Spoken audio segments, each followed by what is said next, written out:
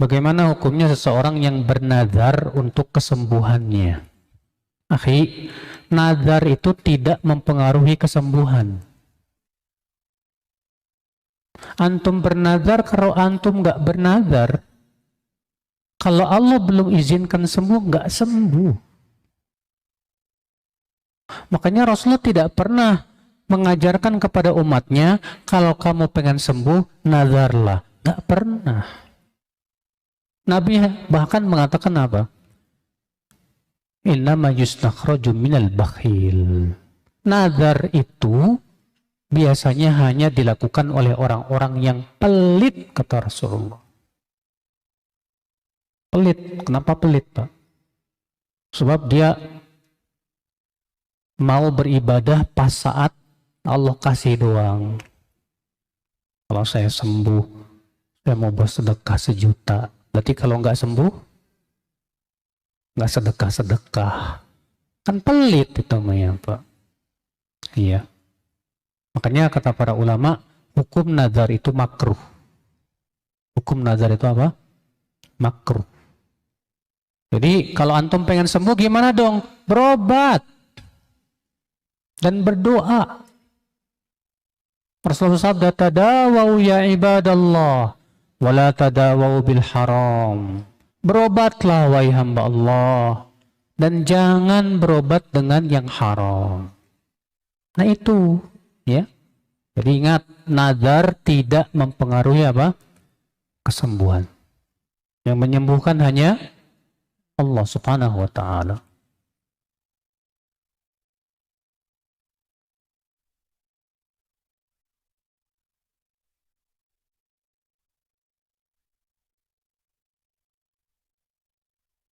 Apakah ada dalil khusus memberi salam dan salawat kepada keluarga Nabi, sahabat, tabi'in, umatnya hingga akhir zaman?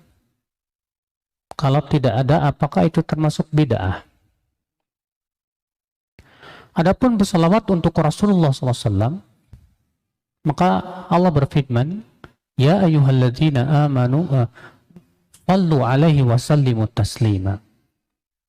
Bersalawatlah kalian kepada Rasulullah dan ucapkan salam kepadanya. Adapun untuk keluarganya, maka salawat yang Rasulullah ajarkan adalah untuk keluarganya. Allahumma salli ala Muhammad wa ala ali Muhammad kama sallaita ala Ibrahim wa ala ali Ibrahim. Apa makna ali? Al di situ sebagian ulama mengatakan ahluhu, ahlul bait, keluarga Rasulullah. Sebagian ulama mengatakan al adanya adalah semua orang yang mengikuti Rasulullah SAW di atas sunnahnya. Maka dia termasuk al. Itu yang dirajikan oleh Ibnu Qayyim rahimahullah dalam kitab Jala'ul Afham. Ya, seingat saya demikian. Dan itu yang dirajikan oleh Syekh Albani rahimahullah. Iya. Maka berarti tabi'in pengikut sahabat, para mengikut Rasulullah tidak, Pak? Para tabi'in mengikut Rasulullah, Pak? Masuk dalam kata al. Masuk dalam kata apa? Al. Jadi kalau kita menyebutkan Allahumma sholli ala Muhammad wa ala ali Muhammad, masuk padanya tabi'in, tabi'ut tabi'in. Demikian semua orang yang mengikuti apa? Rasulullah SAW sampai akhir zaman. Ya, tanpa disebut pun sudah masuk sebetulnya. Ya, otomatis.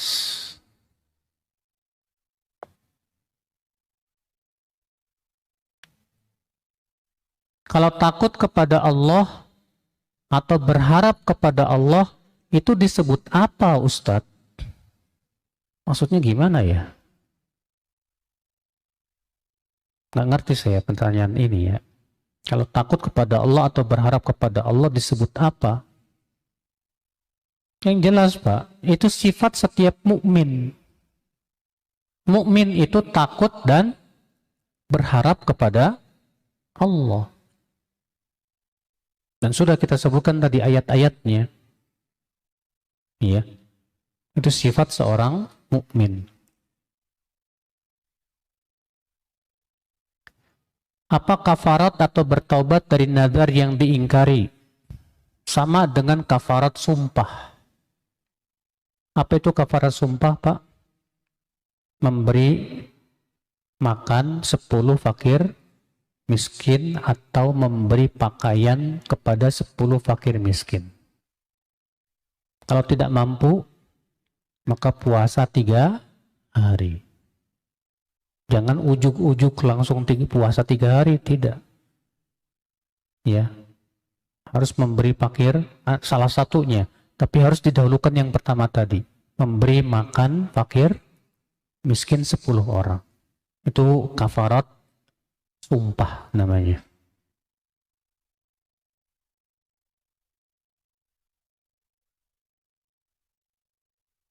Bagaimana cara menyikapi orang yang suka berdoa kepada makam atau wali-wali? Dakwahi, Pak, pahamkan bahwa mayat yang ada di kuburan tidak bisa memberikan syafaat, tidak bisa mengijabah doa.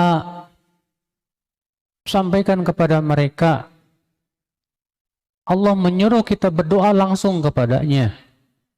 Allah berfirman, wa qala rabbukum ud'uni astajib lakum. Berkata Rabbmu, berdoalah kepadaku, dia langsung. Astajib lakum, aku akan ijabah doa. Adapun menjadikan mayat-mayat sebagai wasilah antara kita dengan Allah, Allah tidak pernah mensyariatkannya. Adapun ayat Allah berfirman, ya ayyuhalladzina amanu taqullaha wabtaghu ilaihil wasilah. Hai orang-orang yang beriman, bertakwalah kepada Allah dan carilah kepada Allah wasilah perantara. Seluruh ulama tafsir sepakat, yang dimaksud dengan wasilah dalam ayat ini, Pak, adalah amalan saleh. Jadi wasilah antara kita dengan Allah dengan cara apa? Amalan saleh, doa, sholat, zikir, dan yang lainnya. Itu yang menjadi wasilah kita kepada Allah Subhanahu wa Ta'ala. Demikian pula kita mendatangi orang soleh yang masih hidup. Kalau kita berkata, wahai fulan, tolong doakan saya, boleh nggak masalah.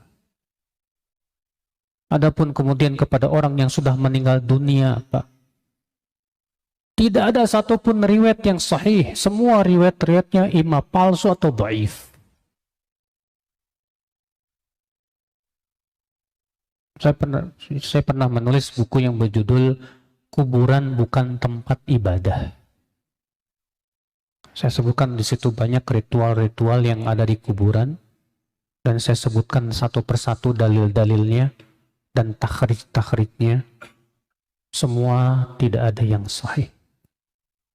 Rata-rata adalah palsu atau apa? Dhaif. Sedangkan hadis dhaif dalam masalah akidah tidak bisa jadikan hujah sama sekali. Iya. Apa yang dimaksud dengan gulul? Gulul itu mengambil ghanimah sebelum dibagikan oleh imam. Itu makna gulul aslinya begitu. Iya. Tapi gulul dimutlakan juga kepada orang yang mengambil harta dengan tanpa haknya dan bukan haknya. Saudara saya seorang guru honorer. Terkadang saudara saya suka menerima hadiah berupa makanan dan sebagainya dari murid-muridnya. Terkadang dari orang tua muridnya. Ini guru digaji nggak di sekolah itu, Pak? Yang gaji guru ini sekolah atau siapa? Digaji enggak? Kalau si guru ini sudah digaji sama sekolah, lalu dia menerima hadiah dari orang tua wali murid, ini termasuk apa? Hadayal ummal. Sebutkan dalam hadis, Rasulullah SAW menugaskan seorang sahabat untuk mengambil zakat suatu kaum. Pergilah dia. Rupanya kaum itu memberi hadiah kepada dia, Pak. Sepulangnya sampai di Madinah, dia berkata, ini zakat, ini hadiah untuk saya. Melihat itu Rasulullah marah. Apa kata Rasulullah? Ada apa orang yang aku kirimkan untuk mengambil zakat? Ia pulang berkata, ini zakat, ini hadiah untuk saya. Kenapa dia tidak duduk saja di rumah ibunya atau ayahnya untuk melihat ada tidak yang memberikan hadiah kepadanya, kata Rasulullah. Nah, ini Pak, antum kerja di perusahaan, sama perusahaan ditugaskan ya untuk misal ke partnernya ngasih hadiah ke antum. Nggak boleh diterima. Itu termasuk hadayal ummal. Nggak boleh, haram.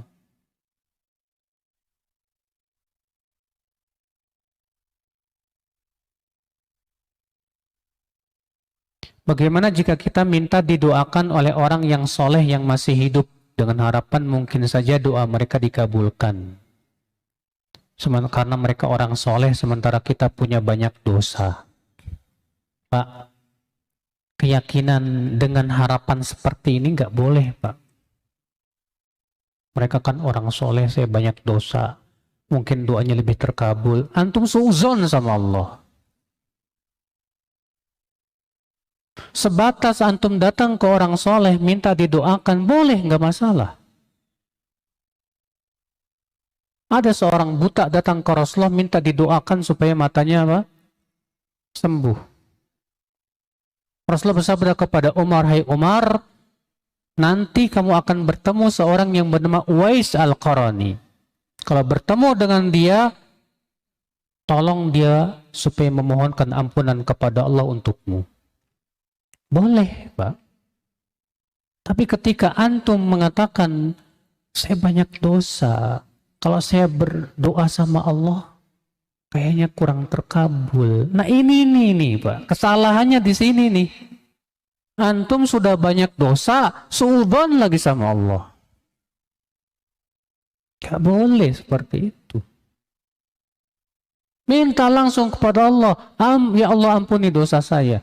Dan husnudzon kepada Allah subhanahu wa ta'ala. Sebanyak apapun dosa kita Pak, asal kita minta ampun kepada Allah, Allah pasti ampuni dosa kita. Allah berfirman, ya ibna Adam, lau balagat dhunubuka ananas sama. Hai anak Adam, kalaulah dosa-dosamu memenuhi awang-awang di langit, summa astaghfartani, kemudian kamu minta ampun kepadaku, ghafartu lak, aku pasti ampuni dosamu. Nah, ini akhi. Jadi kalau sebatas antum datang ke orang soleh dan antum minta orang soleh mendoakan antum, nggak masalah, silakan. Tapi jangan sampai antum ada suudzon kepada Allah. Kalau saya doa langsung sama Allah, kayaknya nggak bakalan dikabulin, atau kurang mustajab lah, dan yang lainnya. Nah ini dia nih Pak, ini kesalahannya di sini nih Pak. Iya.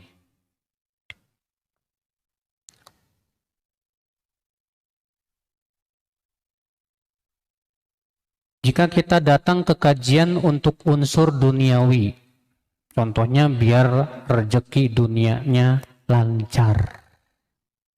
Ini gimana ya Ustaz? Niat yang kayak ginian nih, yang dominan atau bukan? Kalau ternyata antum datang ke kajian, niat antum yang paling dominan ini, antum dosa. Dan itu termasuk syirik. Tapi syirik kecil. Dalilnya mana? Firman Allah dalam surat Hud ayat 15-16. Allah berfirman, "Man kana yuridul hayatad dunya wa zinataha nuwaffi ilaihim a'malahum fiha wa hum fiha la yubkhasun. Ulaika alladhina laysa lahum fil akhirati illa an-nar wa habita ma sana'u fiha wa batilum ma kanu ya'malun." Barang siapa yang menginginkan kehidupan dunia dan perhiasannya, kami akan berikan apa yang dia inginkan dari amalnya tersebut tanpa dikurangi. Tapi mereka di akhirat nanti tidak mendapatkan apapun kecuali api neraka. Lihat, Barang siapa yang menginginkan dunia, dari amalnya kami akan berikan apa yang dia inginkan dari amalnya tersebut tanpa dikurangi. Tapi nanti di akhirat dia nggak dapat apapun kecuali apa? Api neraka. Ngeri. Tapi kalau misalnya niat antum yang paling dominan, yang paling besar, ngaji ini untuk karena Allah, tapi ada biar rezekinya lancar dan yang lainnya, maka tetap antum dapat pahala, cuman berkurang pahalanya gara-gara niat tersebut. Kalau 50-50 gimana Ustaz? Sama-sama kuat. Kata Imam Suyuti, tasaqata, saring berguguran, nggak dapat dosa, nggak dapat pahala, nol. Rugi nggak Pak? Rugi. Ya.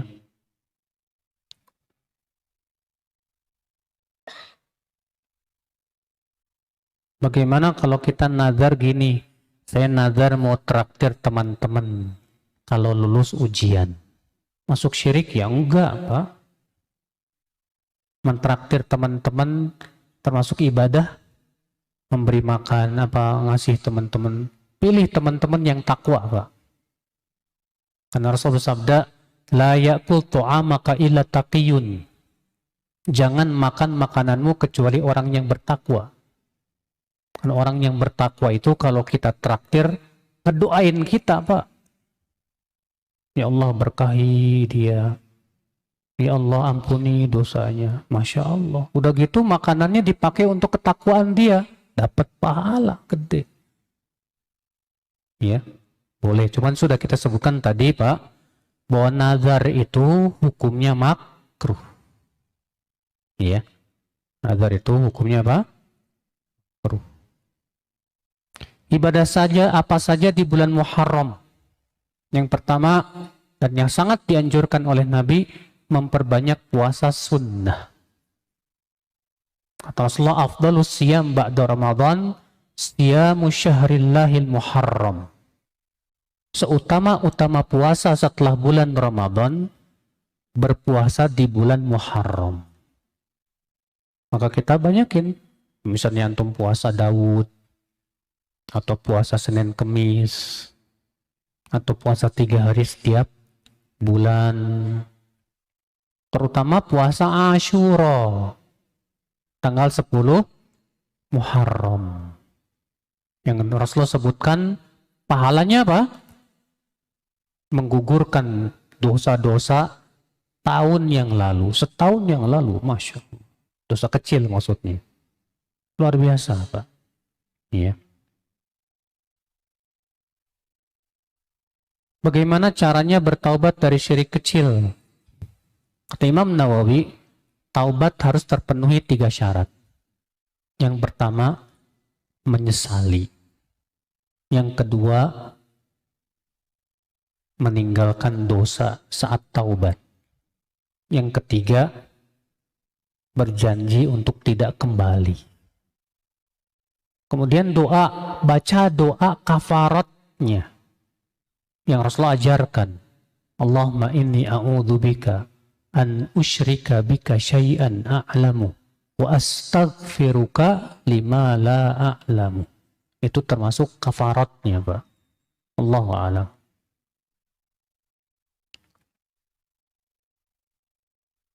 Menghitung hari baik untuk menentukan hari pernikahan termasuk syirik Pak. Yang memiliki baik atau enggak baik tuh Allah, bukan hari. Wah ini dihitung nih, namanya dihitung berapa. Ini kalau enggak nanti sial. Ini tatayur namanya Pak. Menganggap apa? Sial.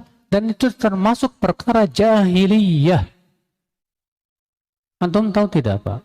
Kenapa Rasulullah pernikahannya seringnya di bulan Syawal? Karena untuk menyelisihi keyakinan masyarakat jahiliyah saat itu, Kalau nikah di bulan Syawal itu apa? Hah? Sial. Maka Nabi SAW sengaja menikah di bulan Syawal. Antum buat yang mau nikah lagi bulan Syawal aja, Pak. Ya. Ini maka menghitung hari supaya baik, kalau enggak bakalan sial. Ini semua termasuk syirik, ya. Syirik, ya.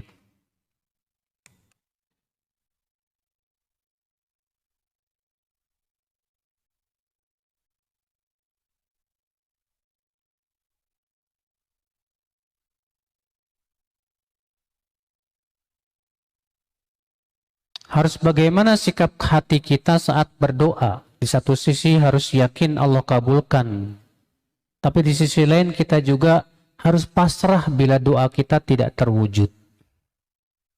Ya masalahnya antum pengennya doanya kudu cepet-cepet dikabulin. Itu masalahnya di situ, Pak. Ya Allah, ya Allah, ya Allah, udah setahun nggak dikabulin. Ya Allah, ya Allah, ya Allah, kok udahlah capek. Gimana Allah akan kabulkan doa kita sementara kita tergesa-gesa minta segera apa? Dikabulkan. Sementara Rasulullah bersabda apa? Ya, bahwa orang yang tergesa-gesa itu tidak akan dikabulkan doanya. Di antara penghalang dikabulkannya doa itu apa? Kata Rasulullah, yustajabu li ahadikum malam yasta'jil. Pasti diijabah doa kamu itu selama tidak tergesa apa? Nggak tergesa-gesa. Jadi gimana dong? Akhi, kalau berdoa, ya, yakini. Pertama, Allah pasti mengijabah. Yang kedua, Allah yang paling tahu kapan saat yang paling tepat untuk ijabah. Yang ketiga, Allah yang paling tahu yang kita minta ini baik buat kita atau tidak. Kalau ternyata ini jelek buat kita, buruk kalau dikabulkan bahkan jadi apa? Mudarat. Allah tidak kabulkan tapi Allah simpan di surga. Makanya Imam Ahmad meriwayatkan dalam musnadnya, Rasulullah SAW sabda apa? Kata Rasulullah, doa seorang mukmin itu mustajab dengan 3. Yang pertama, diberi apa yang ia minta. Yang kedua, dihindarkan dari mara bahaya. Dan yang ketiga, disimpan di surga. Nah, disinilah Pak. Diriwayatkan bahwa Umar bin Khattab mengatakan apa? Inilah ahmilu hammal ijabah. Wa innama ahmilu hammad du'a. Fa inna man ulhimad du'a fal ijabatu ma'ah. Saat aku berdoa, keinginanku terbesar bukan diijabah. Tapi keinginanku terbesar adalah merealisasikan ibadah doa itu sendiri. Karena siapa yang diberikan oleh Allah hadiah berdoa, ijabah itu pasti ngikut, kata beliau. Antum berdoa saja sudah dapat pahala besar. Adapun masalah ijabah, yakini. Allah yang paling tahu. Serahkan kepada Allah. Kita segera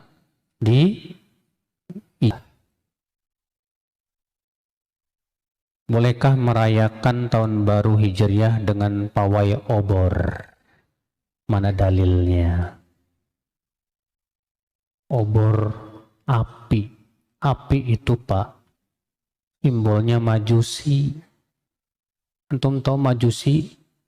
Majusi itu penyembah api. Saya bingung, kenapa mereka kok pawai obor pas malam tahun baru? Apa dasarnya? Coba. Nggak ada dasarnya sama sekali. Apa dulu Rasulullah SAW, para sahabat, para tabi'in, adhab yang 4 misalnya Pak.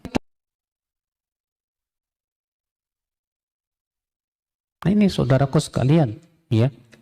Apa bedanya pergantian bulan dengan pergantian tahun? Nggak ada bedanya. Ya, kewajiban kita dengan berdatangnya tahun yang baru harusnya kan apa? Semakin baik ibadah kita, semakin dekat kepada Allah, semakin banyak ingat kematian, bukan kemudian melakukan sesuatu ibadah yang tidak ada tuntunannya sama sekali dari Rasulullah SAW, tidak pula dari para sahabat. Ya,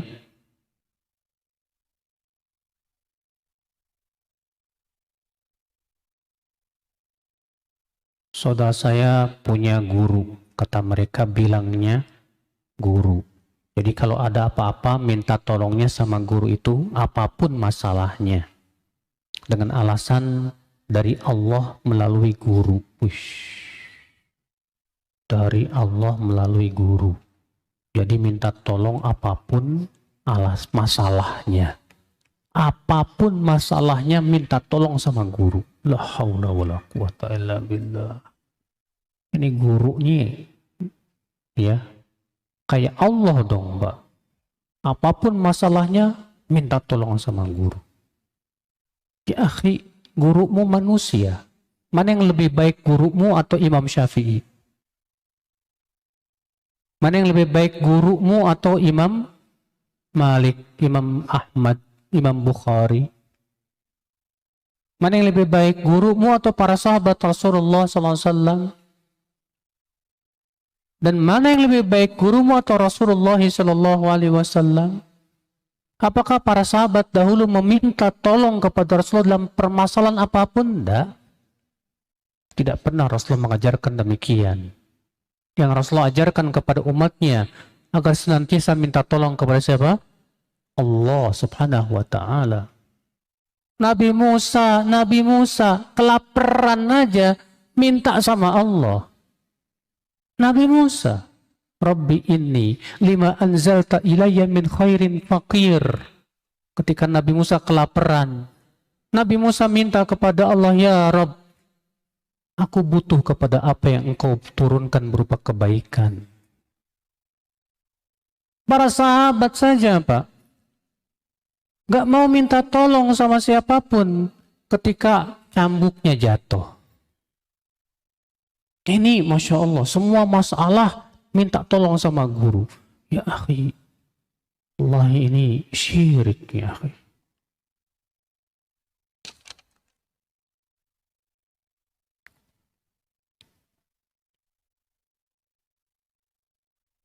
Apakah bila kita beli asuransi kendaraan dengan maksud kaidah jika mobil kita hilang akan dapat penggantian kehilangan?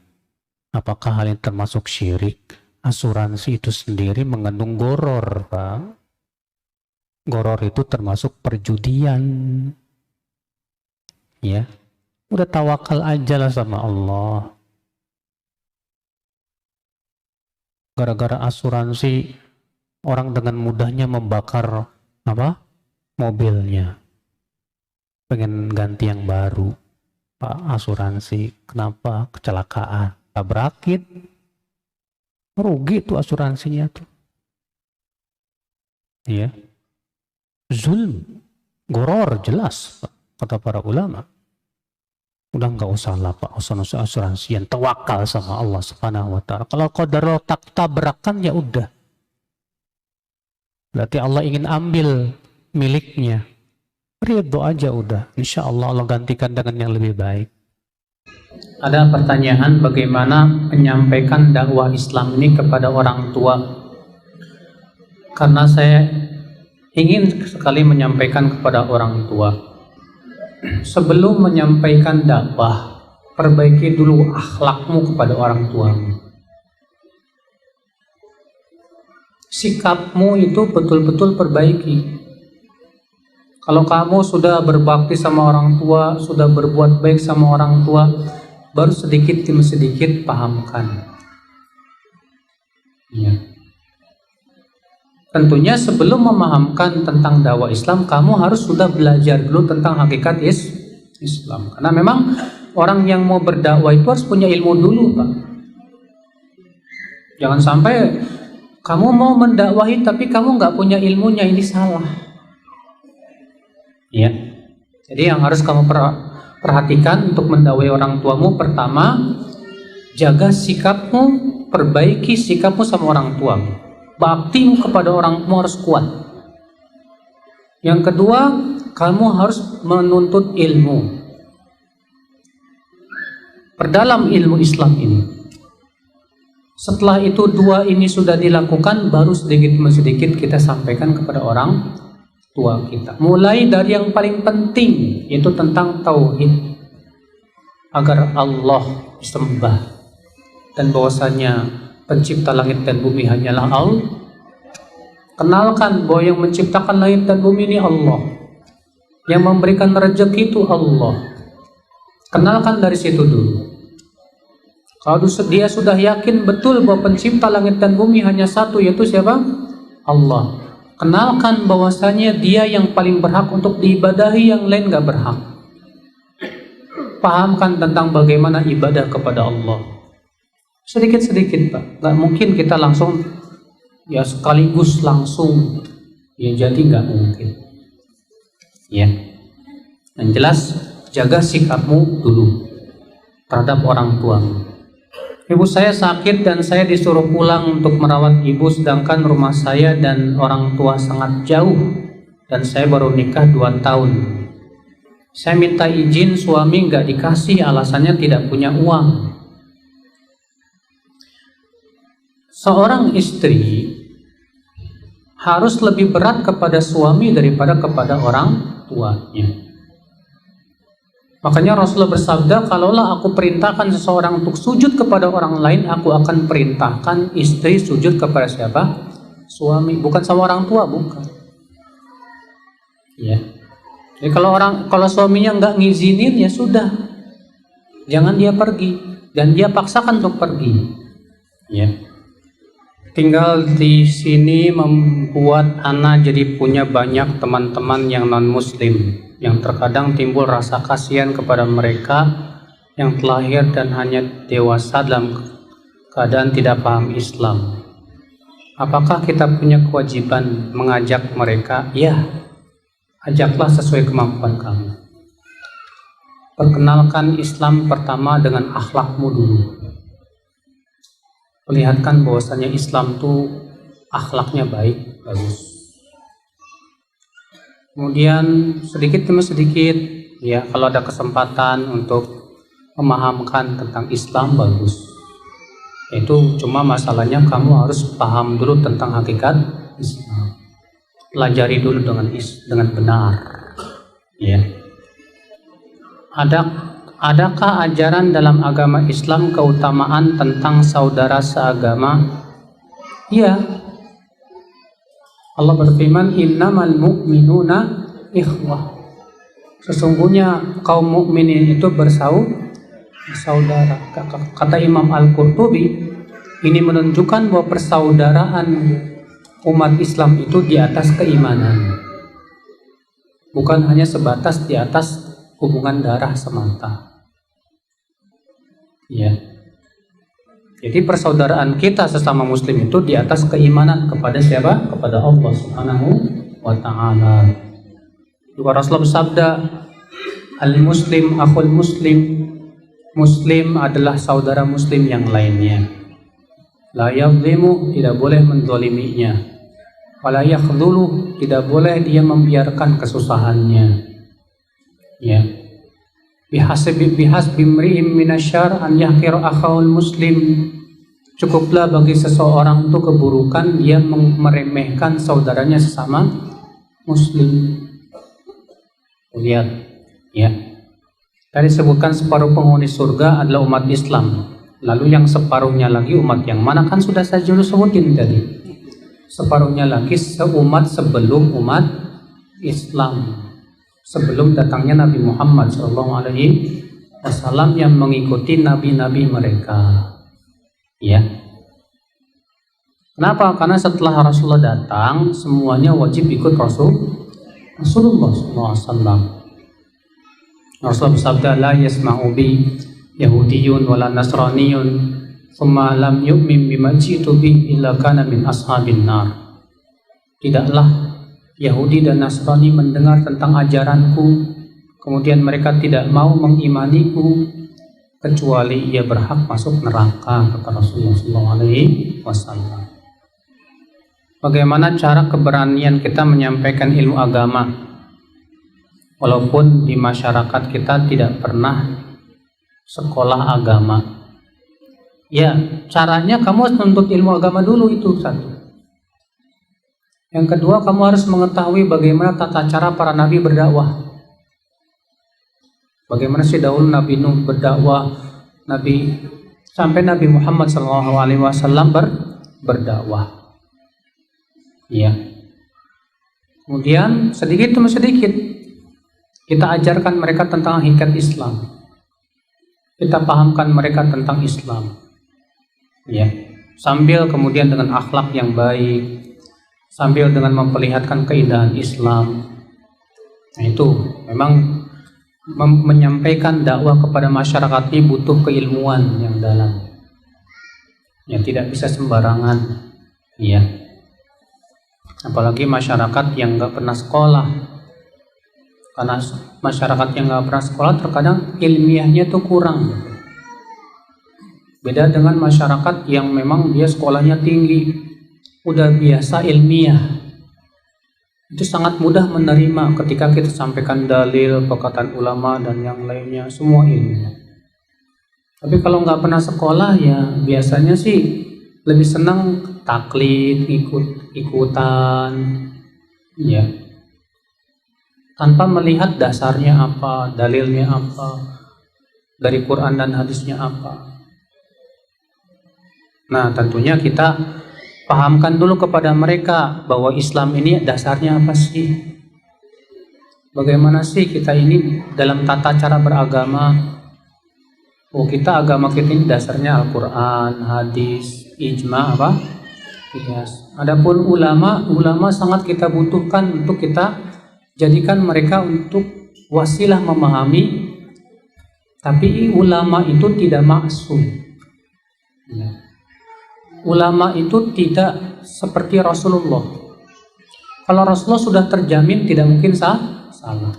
Sedangkan ulama tidak ada jaminan pasti benar terus. Pasti ada pendapat-pendapatnya yang bisa jadi itu lemah. Makanya Imam Syafi'i ketika belajar kepada Imam Malik, apakah Imam Syafi'i mengambil seluruh pendapat Imam Malik? Tidak. Tapi Imam Syafi'i melihat mana yang pendapat Imam Malik sesuai dengan dalil, beliau ambil. Yang tidak sesuai dengan dalil, beliau apa? Tinggalkan. Imam Syafi'i juga belajar kepada murid-muridnya Imam Abu Hanifah. Apakah kemudian Imam Syafi'i mengambil semua pendapatnya? Tentu tidak. Imam Syafi'i itu terkumpul padanya dua ilmu. Ilmu dari madhab Maliki dan ilmu dari madhab apa? Hanafi. Kemudian matang keilmuan beliau, jadi madhab sendiri, madhab Syafi'i. Ya. Itu menunjukkan bahwa Imam Syafi'i tidak pernah mengajarkan kepada kita bahwa kita harus ikut satu ulama saja. Udah. Yang harus kita ikuti Rasulullah SAW. Makanya Imam Syafi'i berkata apa? Ajma'al muslimun ala annahu man istabanat law sunnatu Rasulullah lam yakun an yada ahli qawli ahad. Kaum muslimin semua sepakat bahwasanya siapa yang sudah sampai kepadanya sunnah Rasulullah, hadis Rasulullah, tidak boleh ia tolak hadis tersebut hanya karena mengikuti pendapat seseorang. Nggak boleh, kata Imam Syafi'i. Makanya Imam Syafi'i terkenal Pak waktu hidupnya itu sebagai pembela hadis Rasulullah SAW, nasirul hadis. Lihat ya.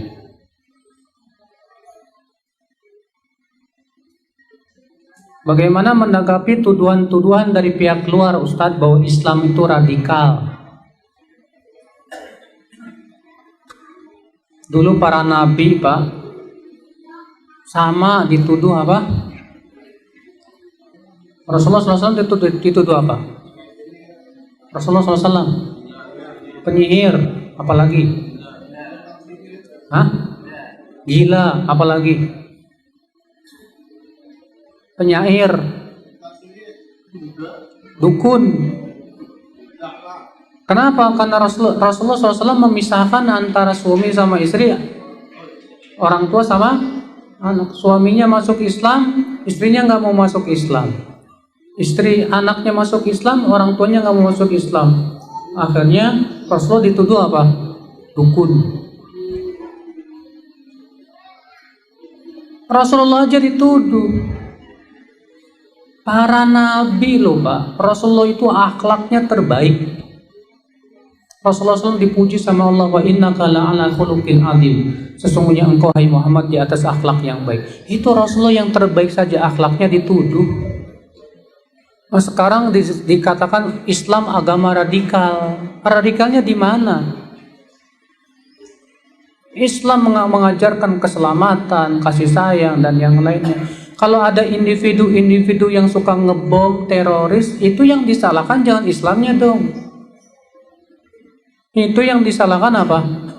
Individunya. Sekarang Pak, di kalangan umat Islam ada nggak yang merampok? Terus yang disalahin Islamnya apa perampoknya? Di kalangan umat Islam ada yang korupsi nggak Pak? Banyak. Terus yang disalahin Islamnya apa tukang korupsinya Pak? Tukang korupsinya dong, bukan Islamnya. Demikian pula di antara umat Islam ada yang pemikirannya radikal, suka ngebom dan yang lainnya. Ya. Kemudian yang disalahin Islamnya, salah besar. Itu yang disalahkan individunya, mereka yang punya pemikiran yang menyimpangnya.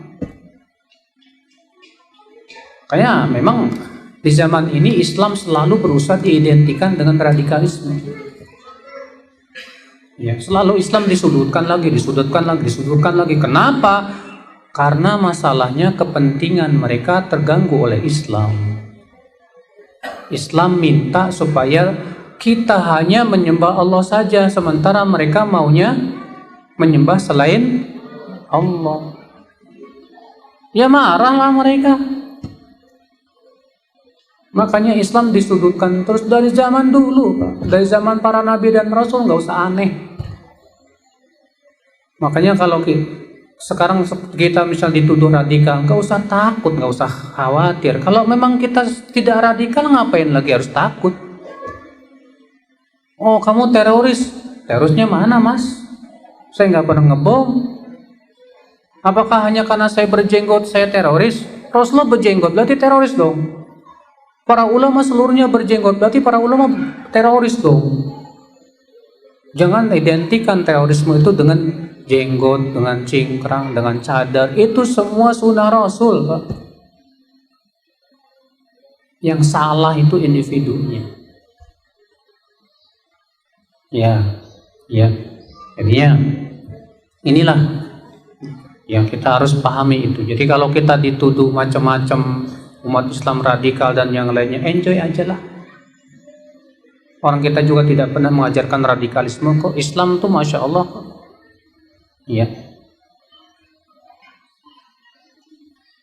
Seorang istri minta cerai kepada suaminya karena seringkali menyakiti hati sang istri, seperti suami kedapatan selingkuh dan tidak menunaikan kewajiban sholat. Nah, seperti ini boleh nggak boleh? Ini termasuk alasan yang diperbolehkan seorang istri untuk minta cerai. Suaminya udah selingkuh, nggak sholat lagi. Masa kamu mau sih pembimbing hidupmu ternyata orang yang nggak sholat, yang nggak mau sujud sama Allah, yang suka memaksiati Allah? Kamu jangan ridho ternyata pembimbing hidupmu seperti itu. Makanya para ulama menyebutkan bahwa wanita tidak boleh minta cerai kalau alasannya tidak syar'i.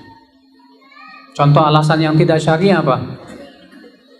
Suaminya kawin lagi.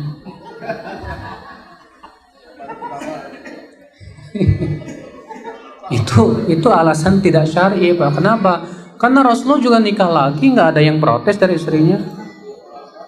Para sahabat juga rata-rata poligami, nggak ada kok yang protes, dan itu tidak termasuk alasan syar'i. Nah, tapi kalau suaminya udah nggak sholat, sudah gitu selingkuh, udah gitu zolim. Wah, ini jelas alasan yang syar'i boleh istri minta cerai.